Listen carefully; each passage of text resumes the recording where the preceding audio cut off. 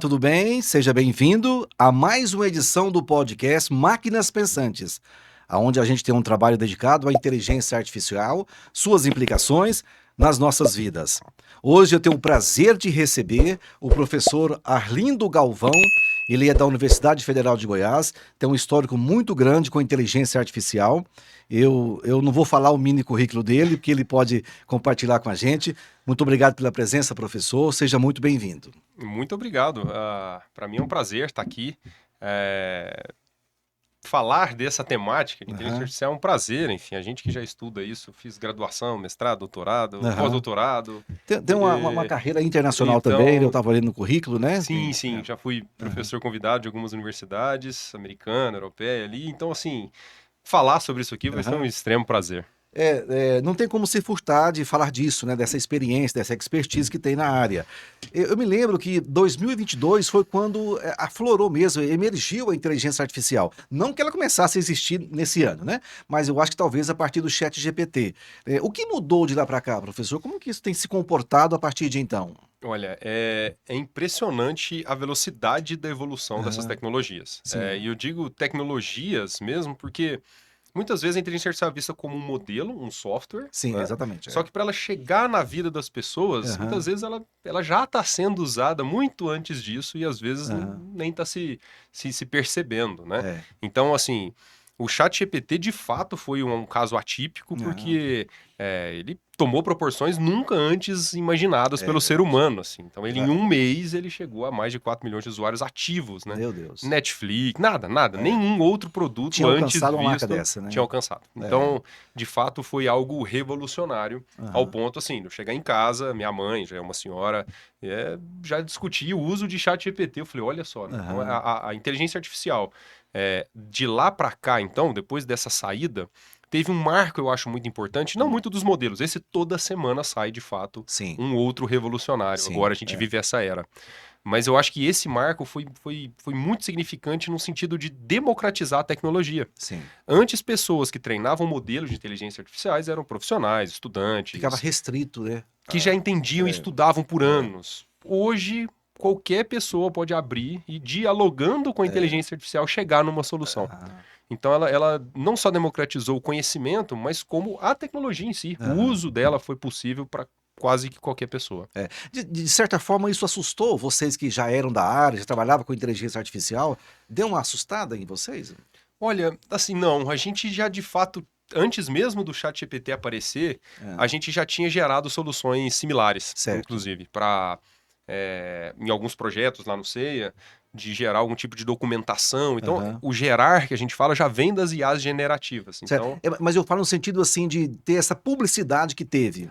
Não, né? com toda certeza, alcançou uma dimensão que ninguém no mundo esperava. Exatamente. De fato, deixou de ser apenas um modelo, como está na casa de todo mundo. Então, isso realmente foi assustador, mas eu acho que num bom sentido para a maioria de nós. E existem as preocupações, né, com a inteligência artificial, o uso que são realizados dela, não existe? Quais são as principais preocupações que o senhor vem identificando, vamos dizer assim? Sim. Não, eu acho que o mundo inteiro, né? Desde janeiro de 2023 começou-se a ter um movimento global pela normatização, né, para a gente tentar padronizar e regulamentar a inteligência artificial. Começou lá na China, em janeiro de 2023, foi ali para a Europa em meados de maio, então, enfim, e até foi um bom time da nossa conversa, porque, né, recentemente foi lançado ali o nosso plano nacional, plano brasileiro de inteligência artificial também, que todo mundo está de fato preocupado, porque isso tange a muitos riscos, vamos dizer assim como toda tecnologia, né? De se gerar notícias falsas, de gerar conteúdos em prol de favoritar minorias ou, enfim, favoritar pessoas, corporações. Então, é uma reação natural para qualquer tecnologia nova, né? O medo, ele sempre vem do desconhecido. Mas cabe a nós, enfim, talvez cabe à ciência... no início pode ter uma exclusão, né? Depois ela passa a ser mais conhecida por todos, né? Exato. O acesso dos outros também pode ser mais. Eu acredito nisso, é isso mesmo. Não, exatamente. Mas se você vê, desde lá das IAs, as primeiras estava sendo usado, por exemplo, para reconhecimento facial. Né? A gente tinha viés racial. Então, por exemplo, um sistema de segurança acusava mais negros que brancos. Então ele reconhecia mais um que o outro. Então isso, muitas vezes, havia o desconhecimento do usuário. Por isso que Certo. ainda bem que a ciência evolui e hoje Aham. a gente já tem sistemas inclusivos. Inclusive Aham. o principal sistema Pois é, mas que esse fez isso é reconhecimento, nosso. ele foi dessa forma que ele foi treinado assim, Perfeito. não é? Não teve dado Isso suficiente. reverberou o comportamento nosso humano, Exato. não foi isso? Exato. Toda a inteligência artificial ela é Aham. treinada com dado. Com dado, Exemplo. Igual a gente aprende com exemplos, nosso é, pai, nossa mãe, a gente aham, aprende a andar por quê? Então olhando, tá todo mundo em pé andando, e só a isso, gente agachando. aham, Então a gente gradualmente vai tomando uns tombos e anda. Inteligência certo, artificial tem um monte de exemplo. é, E se der exemplos com viés, a IA também vai ter viés. aham, Então, assim, a nossa preocupação maior é gerar isso com conceitos éticos, jurídicos, tudo como manda a normativa, para que de fato não degrina nenhuma das regulamentações que já existe hoje, que a gente aham, já vive no direito é. e nessas outras frentes. O senhor puxou um gancho aí para regulamentação da inteligência artificial no Brasil. No Congresso está tramitando essa regulamentação, acho que o senhor Uhum. está acompanhando, né? Acho que é 2381. É, Então, acho que tem umas 3 ou 4 PL tá já. indo bem? É no caminho que a gente precisa mesmo, essa regulamentação? Assim, na minha opinião, é muito difícil regulamentar, não é não? Muito. É de fato muito difícil, porque é sempre aquele trade-off, É, permeia sempre aham, aquela troca do aham, limitar demais, mas também, assim, limitar muito ao ponto de regular demais a inovação e a gente não inova e os exatamente, negócios não andam, aham, como também deixar solto demais e de fato acontecer aham, crime cibernético, abrir brechas para que de fato haja, né, esse descontrole. Então, sim, a gente está em passos uhum, acompanhando ali globalmente, porque só ter a lei, só ter a canetada, não necessariamente a gente implanta de maneira racional. A gente, de fato, precisa de uma estratégia. Igual sim, está sendo aham, feita a estratégia brasileira de inteligência artificial, está tendo o plano nacional, plano brasileiro de inteligência artificial, aham, que esse, por exemplo, acho que está investindo aí mais que 23 bilhões para diversas ações, são 5 pilares, né? Infraestrutura, vamos ver se eu me recordo ali, né? Inovação no governo, inovação aham, nas empresas, capacitação das aham, pessoas, e uma última, inclusive, é apoiar a regulamentação, a parte jurídica. Então, aham, assim, só para infra são 5 bilhões, então, assim, tem muito investimento sendo feito, aham, não só capital, como não só financeiro, mas em pessoas. Nós mesmos, eu já participei de algumas reuniões para aham, fazer e traçar essa estratégia lá no sim. Ministério. Então, sim, está sendo feito e andando, né? A gente espera que a passos largos de maneira bem feita. Tem um Aham. exemplinho, né, que eu falo que, não sei se você viram, também teve uma notícia recente de que nós limitamos, né, cerceamos o uso de qualquer dados brasileiros, pensando na soberania nacional, para modelos da Meta. Vi. Então, Aham. é uma ação racional? Com certeza, a gente vai Uhum. delimitar todas as informações, a gente vai assegurar tudo isso. Ok, mas em plano de negócios, o que pode acontecer, né? E que a Aham. gente já está vendo alguns movimentos nesse sentido, é que a Meta pode virar e falar assim: ah, então agora vocês não usam o nosso modelo também. No Sim, país de vocês não serão incluídos. E se a gente exatamente. pensar nisso, é uma licença de 300 milhões. Aham. Então imagine novos negócios que estão virando e estão sendo gerados e que os fomentos para toda a inovação que a gente já estava construindo, Sim. soluções que chegam na sociedade serão Aham. cerceadas, vão Aham. sentir com isso. Não estou nem dando lado para quem é certo ou errado, só estou Sim. apontando que de fato é uma temática complexa a Aham. ser discutida e que temos que discutir, e tudo isso está andando sim, né, na nossa estratégia aqui nacional. Sem dar lado do que é certo ou errado, mas o senhor tem as preocupações.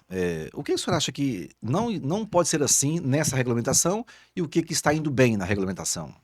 Olha, eu acho que ações como essa tinham que ser melhor direcionadas. Eu Aham. acho que a gente tem que preocupar bastante com as ações de inovação que já está acontecendo no país, que já Ah, tá. depende de certas Às frentes. vezes a lei venha e comece a cercear essas ações que já estão em andamento, Isso, porque né? assim, ela é um espectro, ela não é tão É. binária, tem ou Aham. não tem que É, fazer. A exatamente. gente tem que, de fato, conversar com essas frentes. Tem um outro exemplo que o pessoal, principalmente os americanos, né, discutem bastante, você tem uma aproximação de entrar com as empresas, o mundo corporativo, para Aham. discutir essas normativas. Mas aí tem uma frase de um cara meio famoso que ele brinca, mas se você colocar demais político e empresário junto, pode começar a enviesar para o lado de certas Sim. companhias. Estados Aham. Unidos, então, que são as É. principais, Meta, Google, né? Você coloca demais, o cara pode começar a gerar lobby ali no Congresso e tudo É. mais. Aqui no Brasil, eu não vejo tanto esse lado. Eu acho que isso é muito bom. A gente tem um ministério que está de fato escutando as empresas, e isso porque eu particularmente já participei. Aham. Tá vendo a Sociedade Brasileira de Computação, tá vindo a academia, tá vindo ICTs de pesquisa e Olha, desenvolvimento, então tá tá. sendo positivo então, Tá, eu né? acho que sim. Eu É. acho que a gente está num caminho bem direcionado. Aham. ah, a gente vai aprender com isso, como tudo, né? Como todos os outros processos, isso é gradual. Então, de novo, eu só fico preocupado com algumas ações mais diretas, mais radicais, como algumas frentes contratuais com essas outras empresas. Sim. Nessa regulamentação, eu acredito que esteja também as questões éticas, né? Porque muitas situações utilizando a inteligência artificial infringem as questões éticas, né? O senhor tem acompanhado isso também? Está indo bem a ética lá? Sim, sim. Tá. É uma preocupação. A gente vê. Acho que é muito claro pra gente algumas partes de gênero, partes raciais. A gente vê muito. Isso já é uma preocupação. Mas tem N outras frentes, por exemplo, com recursos ou distribuições ou treinamentos que tem que incluir escolas públicas, ou seja, políticas públicas, Sim. né? Elas são muito heterogêneas. Em falar em Brasil, nunca é só uma coisa. Não. A gente vive pandemia, mas a pandemia aconteceu o que aconteceu, mas tinha dengue, tinha, enfim, se a gente for falar só em catástrofes na saúde e o quanto a inteligência artificial poderia e ajudou bastante nessas vias, né? A gente viu quão heterogêneo o Brasil é em raças, em regionalismo. Então, 5, 6 países aqui dentro, né? Que gira bem diferente da realidade europeia, que gira bem diferente da realidade da americana. Então, em níveis éticos, a gente está tropicalizado. Essa é a questão. Não estamos importando uma solução europeia, não estamos importando nada em nenhuma regulação. Então, assim, a nível éticos, né, e jurídicos, isso está andando. Claro que a tecnologia avança muito mais rápido. A gente tem que andar com esses dois lados mais rápido, mas sim, tá sendo visto nesses níveis. Ou a preocupação existe. Isso é um tema sempre recorrente por lá também. A sociedade em geral tem uma preocupação com a segurança. Acessar os aplicativos de banco pelo celular, né? Fazer uma transferência, clicar no link, né, pelo WhatsApp, pelo outros aplicativos de mensagem, ou mesmo pelo e-mail. Como que a inteligência artificial e seus estudos podem contribuir nesse sentido? Eu digo isso porque talvez nós precisamos fazer uma explicação, um entendimento com a sociedade, né? Porque às vezes isso é maléfico para a sociedade porque não conhece. Eu Perfeito. tenho percebido isso também, não é? É isso aí. Não, e é uma observação muito boa, porque, em geral, a tecnologia possibilita gerar muitas aplicações legais. Enfim, a gente vê hoje uma hype assim, de diversos aplicativos, por exemplo, para fazer um avatar digital, né? Então, hoje você grava alguns minutos de vídeo ou de voz, consegue clonar sua voz, e aí você, com o texto, gera qualquer texto que você quiser. A partir dali, você tem uma cópia digital sua. Isso. Então, ao mesmo tempo, quem domina essa tecnologia dominaria a sua imagem. Então, assim, eu poderia colocar... Hoje eu tenho um avatar digital meu que eu posso colocar as minhas aulas, por exemplo, comigo falando, gesticulando, em qualquer idioma, disponibilizar isso de qualquer maneira. Então, poder traduzir isso hoje, o celular de hoje a gente já pode conversar em qualquer idioma. Então, de novo, tem aplicações sensacionais. Só que é o que você falou, ao mesmo tempo, quem domina, quem detém, né, qual é o direito, por exemplo, do copyright ou do direito autoral dessa sua imagem, dessa sua voz, desse conteúdo que você gera. Então, deter essas informações, né, a gente precisa de fato ter de novo a gente cai na regulação, tanto na regulamentação, né, de toda essa parte, de tentar acompanhar isso juridicamente, de alguém deter tudo isso. Então toda essa preocupação começou lá atrás, principalmente com essas frentes. Mas hoje a gente já tem um nível de imersão muito grande. Aí a generativa já consegue gerar esse podcast. Se eu tenho as nossas vozes, eu já tenho um texto programado, eu gero um diálogo entre a gente, subo online. Isso é muito legal para certas coisas e pode ser perigoso para outras, né? Então, o ideal é a gente também nos munirmos de tecnologia para detectar, para a gente não só garantir que essas coisas chegam com segurança, mas caso alguém gere de maneira maliciosa, a gente também detecte. Então, hoje a gente tem diversas pesquisas e projetos que andam nos dois lados. De fazer uma IA generativa que seja o mais perfeita possível e a melhor também, que consiga detectar essas IAs geradas, esses dados sintéticos, vamos dizer assim. Caminharem juntas, né? Isso. O senhor acredita que a área jurídica também vem se preparando para atuar nessas situações? Olha, tem bastante movimento nisso, porque, inclusive dos dois lados, né? Do uso da inteligência artificial para automatizar os processos jurídicos. A gente tem empresas goianas, inclusive, que são pioneiras em algumas frentes, para que a inteligência artificial possa gerar uma peça de defesa automaticamente e particularizada, para aquele determinado cliente. Aham. Então hoje ela já consegue fazer isso. A gente já tem casos, inclusive, de advogados virtuais defendendo o réu e ganhou o processo ainda É mesmo. com essa interação, com essa frente, utilizando esse tipo de tecnologia. Mas Então, isso foi legal, isso? foi É legal, mesmo? foi feito, inclusive, recorrendo uma multa, acho que foi nos Estados Unidos e tudo mais, e a defesa toda lavrada e só lida por uma pessoa, porque ainda não se tinha um avatar ou uma voz dali da IA, mas foi lida por uma defesa construída por inteligência artificial.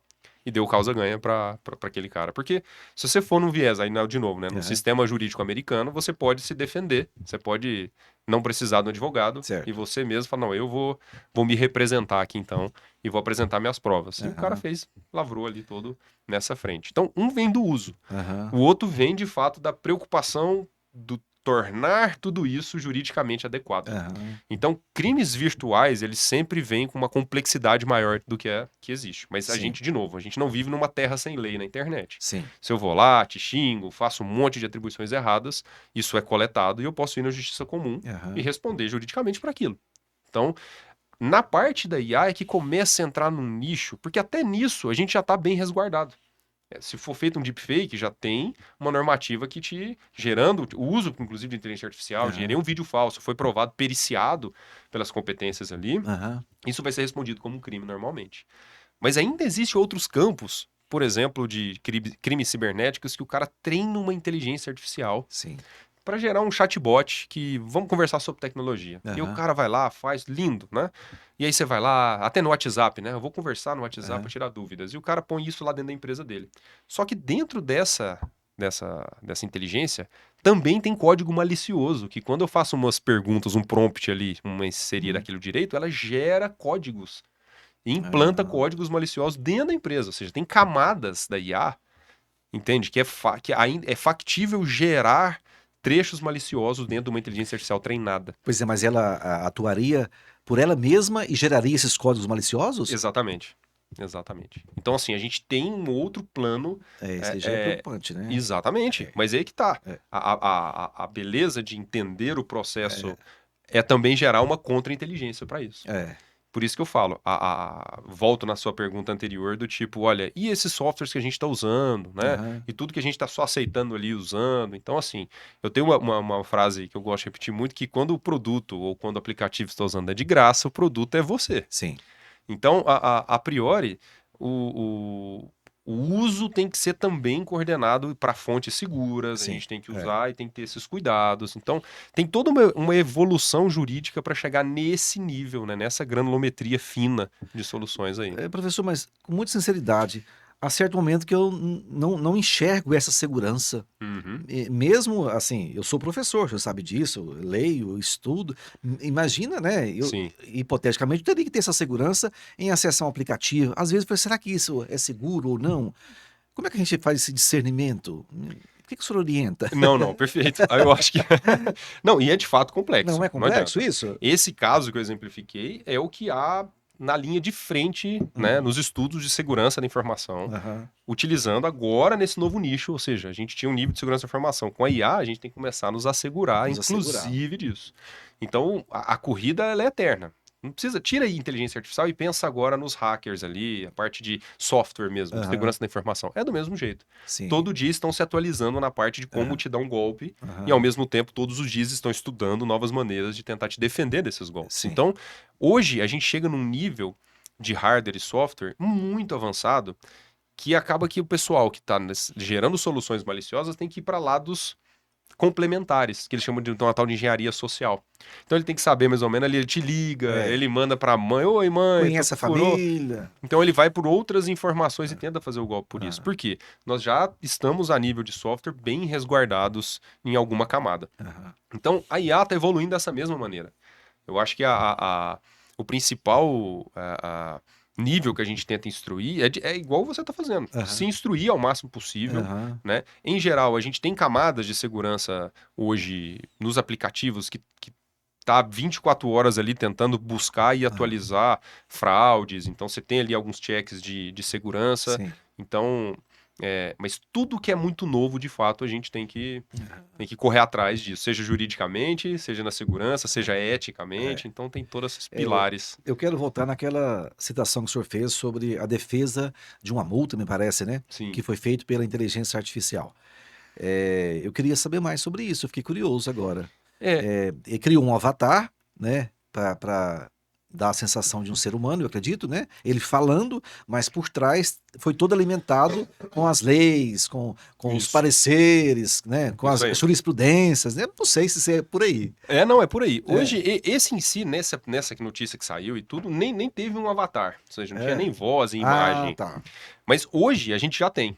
Hoje já tem uma persona, inclusive pode ser na área jurídica, mas vamos para a área, por exemplo, de saúde, Aham. né? Existe algumas aplicações muito instrutivas, muito unidirecional. Por exemplo, a gente vai precisar fazer endoscopia. Sim. Endoscopia é um processo que você toma anestesia, né? Enfim, uma cânula, Isso. né? É inserida para ver Aham. imagens do estômago.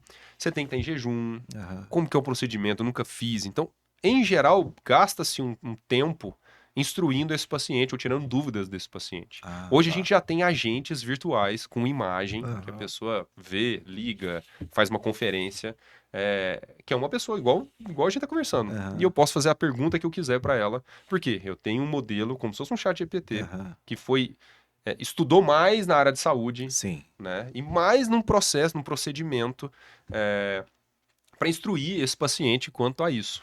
Munido disso, China já vai lançar o primeiro hospital de inteligência artificial do mundo. Já tá lá, Com até cirurgia? porque, então, a ideia é do assistencial. É. No assistencial, eu não preciso, assim, ter 1, 2, 3, eu posso ter 5.000 médicos. Sim. Cada um muito especializado, Aham. muito focado num ponto e tratando pessoas. Aham. Então, já tivemos, inclusive, a primeira cirurgia, ou telecirurgia, que foi feita entre a China e a Itália, né? De evasiva mesmo, Aham. feita virtualmente. Por quê? Isso é muito difícil de ser feito, até explicando um pouquinho o porquê da dificuldade. Quando o cara vai fazer uma cirurgia, cortar alguma coisa, ele precisa da resposta tátil dela. Ah, tá. E dependendo de onde eu tô no mundo, tem um delay ali. Isso. A IA me ajuda a prever os microsegundos para frente. Aham. Eu consigo a volta, a ida ainda vai rápido, a volta nem tanto. Mas enfim, a inteligência artificial possibilita isso. Então, já a gente já vai ter mais ou menos isso. Estados Unidos, eu acabei de voltar de lá, Aham. precisei de uma receita e eles precisam passar por um médico antes. Tem uma cabininha, uma cabine que você entra no Walmart, por exemplo, mesmo, Aham. senta lá e vai conversar com o médico, né? Dependendo do que for, já tem um assistente virtual. Olha só. Porque, por exemplo, suponha que eu já sou diabético, ou já é uma medicação que já está receitada. Aham. Tem X perguntas e X triagens que já pode ser feita nisso, né? Com a dosagem, tudo Aham. bonitinho, o cara já te imprime a receita, você já vai na farmácia. Nós Então, nós não estamos acostumados com isso. sim. Como que nós vamos acostumar? Achar isso assim, tá normal, tá beleza. Quando que vai ser isso? Quando eu digo Olha, nós é do meu bairro, é nós onde eu moro, sim, né? padeiro do bairro, Isso, é não isso aí. somos nós estudados, não, com mestrado, doutorado, que esse já tá trabalhando mais na área, Sim, né? sim. Olha, é uma pergunta bem difícil. A Aham. gente que trabalha com isso, em Aham. geral, a gente tenta, por isso que eu falo, participar o máximo de, por exemplo, situações como essa. Isso aqui eu acho que vai ajudar bastante a muitos que nos assistirem Aham. a ter uma outra visão que Aham. antes não tinha. A informação é a chave disso tudo. A gente precisa muito trabalhar, inclusive, com a tradução de toda essa frente de inovação e de tecnologia para a sociedade. Aham. Não adianta ficar falando aqui também de termo difícil, É. de políticas, de modelos, tudo mais, se o João lá da padaria não conseguir Exatamente. entender para que serve, entender que é um modo seguro de ser Aham. feito, né? E de fato usar, né? De modo a maximizar o que ele quer e principalmente gerar o conhecimento, porque assim, democratizar, como eu tinha falado do ChatGPT, a tecnologia já foi quebrada essa primeira barreira, Assim. né? Aham. Junto com ela, o desconhecimento foi lá em cima. Aham. Então, ao mesmo tempo que tem pessoas que se muniu disso, uma senhorinha que vai lá e tira uma receita de lá, Aham. pessoas também conseguem replicar a voz, replicar, Aham. enfim, fazer o uso maléfico da ferramenta. Mas se a pessoa está instruída num sentido de que, olha, essa ferramenta entrou dentro da sua casa, Uhum. mas não só o uso, o bom uso dela, né? Mas a instrução dos limites que ela tem, eu acho que não tem muito segredo, mas isso é gradual, Aham. isso não é complexo, né? Isso é só uma opinião aqui. Mas se isso não entrar de uma maneira de educar, ou seja, não é só gerar isso, mas capacitar pessoas, né? Capacitação. Esse está inclusive lá na estratégia, no plano do Aham. BIA, é capacitar em todos os níveis. Aham. É a gente começar a pensar em colocar isso no professor da escola pública, lá do Uhum. ensino fundamental, Sim. falando que essas coisas existem, Ah, igual a gente pensa em como qualquer outra frente basal, que infelizmente o Brasil não tem. é. Educação financeira, Aham. sabe? São N frentes que hoje o Brasil encara problemas, inclusive na parte desse analfabetismo tecnológico, Aham. que tem que vir da base, que tem que ser bem estruturado mesmo. A parte dos docentes, da gestão das escolas, vamos voltar para a pública também, né, Sim. como o senhor falou, ela vem sendo, formada, capacitada, para isso também? Olha, sim, hoje, vamos falar até daqui, de Aham. Goiás, né? Aham. A gente tem na UFG, por exemplo, o primeiro bacharelado em inteligência artificial do país. Sim. Então a gente hoje consegue construir bacharéis, Aham. então, treinados para isso em todas essas frentes aí. Então, esse aluno passa por uma jornada ali, não só técnica, mas com esse apoio de inovação, de Aham. empreendedorismo, nesses conceitos Aham. éticos, por ali. Ainda a gente também tem uma parceria com o governo do estado para implantação nisso, inclusive na Escola do Futuro. Aí nós estamos falando de ensino Sequiti. fundamental, isso, a SECTI, É. que é de ciência e tecnologia, mas também está ali com a educação. Então a É. gente tem algumas secretarias nos apoiando para formar professores de ensino fundamental e Aham. médio em inteligência artificial, Aham. mesmo, assim, já numa formação direta para o uso e para essas. Mas, professor, eu acho que isso demora um pouco chegar até a escola. Eu acho. Hum, Eu acho que é mais imediato essa ação. O que nós podemos fazer mais de imediato, por exemplo, esse ano, por exemplo, sim, como que os professores podem trabalhar melhor na sala de aula com seus alunos que estão com o TikTok o tempo inteiro lá, com o celular? O professor não é mais o detentor do conhecimento, ele é um dinamizador de situações. Como é que ele vai se comportar não, perfeito. nesse novo cenário? Perfeito, exato. Aí você tocou bem no assunto, porque isso que eu tô falando são medidas que são únicas, mas Sim, demoram, né? demora. Agora, para hoje, o que a gente está vendo é a mesma dificuldade de qualquer outro na sociedade. O professor também Aham, existe esferas dele que vai ser automatizada, sim. que vai ser tomar, ele vai exigir uma mudança da postura, não só para, de fato, colocar em prática, né, todas essas premissas para os alunos, né, Uhum, de que, pô, não, mas para o aluno de fato prestar atenção na aula sim. dele. Né? O range de foco dos alunos mudou completamente, Eu quero voltar nesse range de foco. certo? Porque, em geral, né, as mídias sociais, né, tá guiando, né, tá ali nos munindo muito esses alunos a isso. Segundo, você acabou de citar uma frase que foi excelente. O professor não é mais o detentor do conhecimento. Aham, E se ele não tiver entendido isso de fato, aham, já tá errado de novo. é, Porque nas minhas aulas, eu vou falar pelo exemplo próprio, eu tento gastar aquele tempo que eu tenho com meus alunos para de fato promover experiências na temática. Aula no YouTube tem um monte, tem uns tem um monte. indianos, tem uma galera que tem umas aulas fantásticas ali, Aham, com um monte de elementos que são melhor que a minha ali que eu vou ter, por exemplo. Se conteúdo, então, nossa, chat GPT e qualquer outras coisas, os caras podem se munir disso. Ter a consciência de usar isso na prática, para exemplos que a gente tem em empresa, que a gente já está desenvolvendo, aham, esse é um tempo valioso que a gente pode gastar em sala para que aham, esse cara de fato solidifique esse conhecimento. sim, Porque uma coisa é ter a informação, é, outra é saber usá-la. Aí é conhecimento. Aí o cara inseriu isso para dentro e sabe promover novas soluções, né, usando inteligência artificial. Então, se de fato os educadores, quem replica isso, não coloca esse conteúdo e também não coloca esse tipo de dinâmica, ou seja, giz e lousa, né, não, o aluno não, não vai não, suportar, não né? vai, não É, vai. Uma hora e meia. A gente tem aulas, por exemplo, que a gente, por exemplo, no UFG, a gente consegue ainda concentrar 2 aulas seguidas, são 3 horas de aula, um intervalo no meio ali. aham, Então, assim, isso já é cansativo nessa outra dinâmica, é denso. Uma aula de entendi. pós-graduação, por exemplo, É, que eu estou citando. aham, Nem mesmo o pessoal de pós, nem tô falando da graduação, mas de aham. pós conseguiria suportar, né, uma aula tão densa por tanto tempo. Então, Eu tenho isso. ouvido muitos professores e eles falam desse range de foco. Eu achei bom da palavra, esse range de foco, que cada vez vem acentuando mais, né? Cada vez Sim. mais vem se acentuando com os meninos, com os alunos. Como que a gente investe isso? Como que a gente corrige isso com eles? Seria com as aulas mais lúdicas, mais dinâmicas, mais interessantes? Olha, Pra- é um desafio, É. mas assim, a primeira retenção da atenção tem que, de fato, ter um fator de Pertencimento.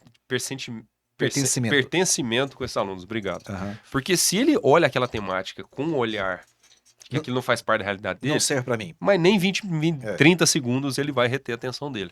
Né? Ele já vai pegar um celular, ele já vai fazer outra coisa.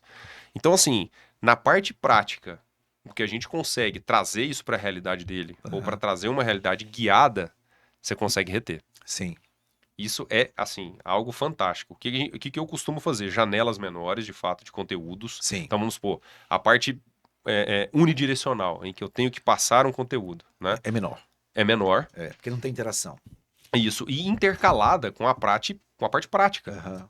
Se a gente consegue demonstrar o que eu estou falando ali, então vamos supor que você tem alguns slides para colocar, mas nesse intervalo você tem uma demonstração do que você acabou de falar, Aham. você continua falando 1 hora, mas você quebra, ou seja, você levanta expectativa, Aham. gera, levanta de novo, gera. Então, assim, é um novo formato, mas que não é bem. Assim, não tô desenhando uma Sim, receita de claro, bolo, Claro, perfeitamente. mas são formatos mais interativos, que Aham. eles participam, que tem uma Aham. troca. Aham. De novo, essa troca ela tem que existir. Porque se for unidirecional, é aquele dedinho tocando para cima. É.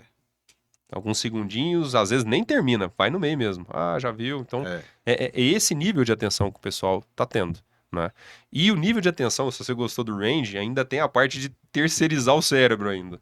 Porque muitas vezes eu não tenho muito o porquê de conhecer as coisas se o chat GPT já responde por mim e eu copio e colo. Boa. Pra Terceirizar quê? o cérebro. Pra que eu preciso? A gente já faz isso automaticamente.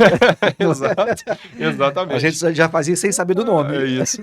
Então, se a gente terceiriza o conhecimento, ou seja, se a gente tem, para que estudar essas coisas, né? Para que desenvolver, então?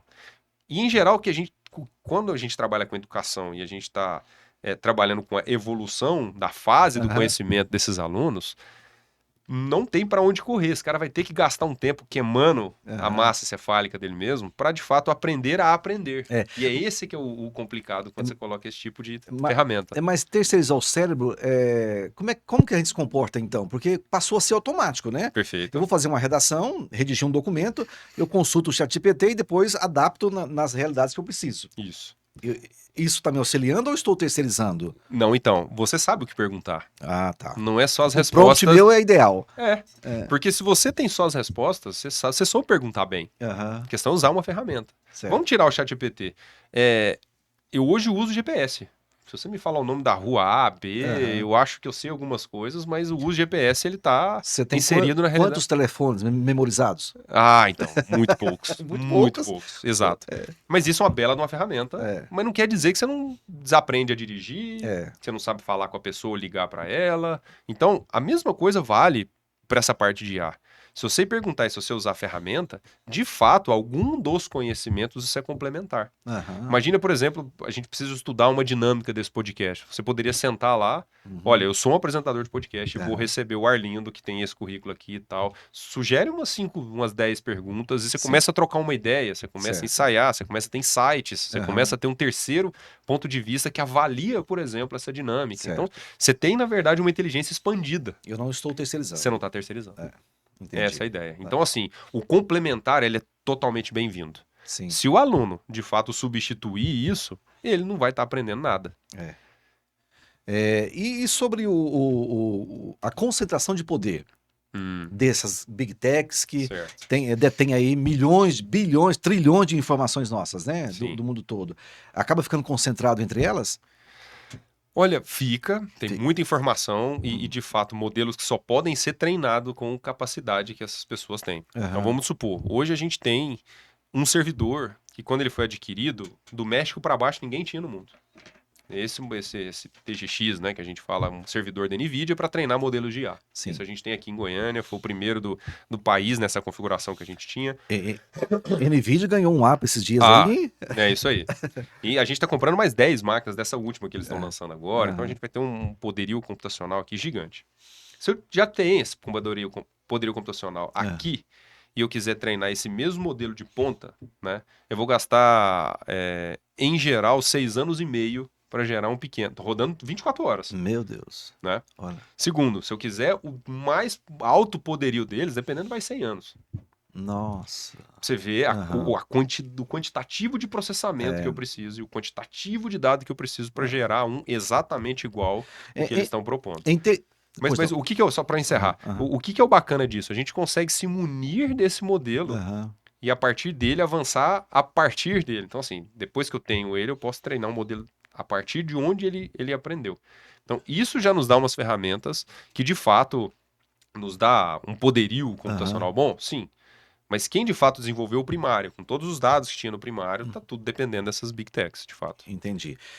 Em termos de hardware, eu tenho uma curiosidade. Onde fica esses computadores do Google, Facebook, WhatsApp? Deve ser monstruoso, né? É muito Onde fica grande isso? e não fica só em um lugar. Fica meio esparramado. Eu já visitei um, Espelhado em outros, sim, outros continentes? espelhado em outros É. continentes. A gente tem a Google esparramada no mundo inteiro. Aham. Em geral, em cada continente, ela tem um big de um servidor. Mas eu visitei um lá no Vale do Silício, que é um dos principais dele, e é um negócio assustador. É enorme, assim, a capacidade. A gente discutiu, inclusive, eu estava discutindo com um dos engenheiros, né, chefe lá da Google nesse dia, e a gente estava rindo um pouco do Aham. treino do ChatGPT, por exemplo, Aham. quando foi feito. A estrutura que foi feita, você pagaria mais ou menos 1.700.000 a 2 milhões de dólares pela energia gasta no ciclo de treinamento. Energia. Só energia, né?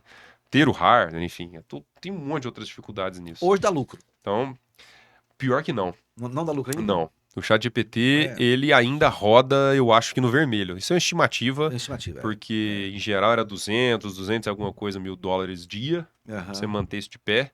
E o preço que está sendo ofertado é bem aquém do quanto se acumula. Aham. Mas é aquilo que a gente fala, tá todo mundo usando isso. Todo mundo E usando, eu ainda acredito que isso uma hora caia. Aham. A conta não vai fechar. Entendi. Então você vai sempre estar usando um modelo defasado e aquele primário, esse preço vai cada vez aumentar mais. Só lembrar do Netflix, quando ele começou, né? Exatamente. Quando ele começou era baratíssimo, assim, Era. né? Todo mundo usava. Hoje você já vê, o quantitativo aumentou. É uma escala diferente. É, Para a gente terminar, sobre as eleições, vamos. qual é a preocupação com as eleições? Olha, esse é um tema bem bacana da Dá gente... outro podcast, né? Dá outro inteiro se a gente for. Até porque, assim, hoje, como eu falei, a gente não só gera voz, gera vídeo, mas a gente gera toda uma ação em prol de uma pessoa. Aham. Tá? Denegrir, né, a imagem, destruir a imagem daquela pessoa. Então, deepfakes só a nível de notícia, né, essa notícia não é só mais o texto que alguém falou. Hoje ela tem vídeo, ela tem áudio, ela tem diversas provas, que até lá no jurídico a gente estava falando, um vídeo somente hoje já não é uma prova cabal Sim. de uma ação. Então, mas também tem boas notícias, porque, por exemplo, a gente lançou agora o primeiro modelo para as eleições, inclusive, para deepfake, a gente já vai lançar. A gente já lançou uma agora, mas a gente está, inclusive, com um projeto para desenvolver, e já estamos desenvolvendo ferramentas para detecção de deepfake em notícias, em vídeos, em áudios, né, em todas essas Vocês frentes. também um trabalho para o TRE? Isso, né? é dessa ferramenta mesmo. É. Então a gente tem hoje uma parceria junto com eles, coordenação do professor Eliomar, lá do Instituto de Informática, que já lançou, inclusive, essa ferramenta em prol de detecção, ou seja, a IA Aham. sendo usada para detectar outras IAs ou outras ferramentas geradoras desse tipo de conteúdo. Uma cidade do interior de 20 mil habitantes lança uma notícia falsa de um candidato a vereador ou prefeito, e essa notícia se fortalece. Depois descobre que ela é fake news. Falsa. E aí? É. É um estrago. É um estrago muito grande. É um estrago muito grande. A principal preocupação desses algoritmos, dessas soluções, é tentar agir o mais rápido possível. Aham. Então, assim, a gente já tem datasets, de novo, dados para treinar um modelo que já entende mais ou menos como essa notícia é gerada. Sim. E a gente consegue detectar esse padrão. E aí, na mesma notícia que sai, tem que sair o quanto antes uma notícia cancelando, ou pelo menos discretizando, tirando a credibilidade daquela Sim. primeira notícia. E essa tem que ser dado reforço. A gente vê hoje, de fato, nas mídias, que infelizmente a negativa gera mais clique que a positiva. Sim. Então, essa é uma segunda maneira de usar a IA para disseminar essa tecnologia, né? Essa notícia, desculpa, disseminar essa notícia o quanto antes, detectar e disseminar o quanto antes nas redes para tentar mitigar, né, os estragos aí dessas notícias, dessas inverdades aí lançadas. Já existe um programa para questões sensoriais? Eu senti o cheiro à distância pela IA? Tem Sim, isso? sim, sim. A gente está trabalhando com uma nova frente lá no CEIA. O CEIA, para quem está nos ouvindo, né, e nos assistindo, é o Centro de Excelência em Inteligência Artificial. Aham. E agora a gente está com uma nova frente de inovação aberta, né, de um modelo novo de negócio, inclusive de membership, que é o Axit, que é um centro de competências em tecnologias imersivas. Ah, Então tá. tem uma parceria com o Embrapi, com o governo do estado e empresas, inclusive, como assinantes aí, em que um dos projetos dele é a parte de IA aplicada ao olfativo. Aham. Então a gente já consegue, por exemplo, gerar alguns cheiros com alguns dispositivos. Então, quando você está usando um óculos sabe, de realidade virtual, que você vai visitar algum lugar, um simulador de carro, chega aquele cheiro de carro novo, você vai visitar uma planta de uma casa, né? Então, assim, você quer comprar um apartamento, você vai na churrasqueira, tá tendo um churrasco virtualmente lá, vem o cheiro de Não, churrasco. mas Então, você tem isso é virtualmente. Eu, por exemplo, eu estou aqui e eu senti realmente o que está acontecendo distante. Não tem isso ainda. em outro lugar. É. Então, se você já tem essa mesma codificação, que é uma parte desse projeto, que isso que a gente falou é a parte ativa. A parte passiva é você ter os receptores do que está acontecendo Ah, lá do outro lado, ótimo, que ótimo. também é É, gerado novas moléculas. E se eu entendi. tenho as Ótimo. mesmas moléculas aromáticas, eu lanço ela aqui, Está reproduzindo do aqui que para está mim. rolando lá. É, Isso, exatamente. excelente. É isso aí. Professor, vamos marcar outro? Vamos, filho, eu tô à disposição, é sempre bom. Muitíssimo obrigado. Não deu tempo da gente conversar tudo que teria que conversar, mas foi maravilhoso. Muito obrigado e eu estou à disposição. Tá? Imagina, obrigado eu, é um prazer, né? Eu fico à disposição, então, em nome do CEIA, da UFG, né, do Instituto de Informática, enfim, vamos bater um papo aí, vai ser sempre bom. Vamos. Obrigado, tá? Obrigado, eu. Obrigado, pessoal. Até já.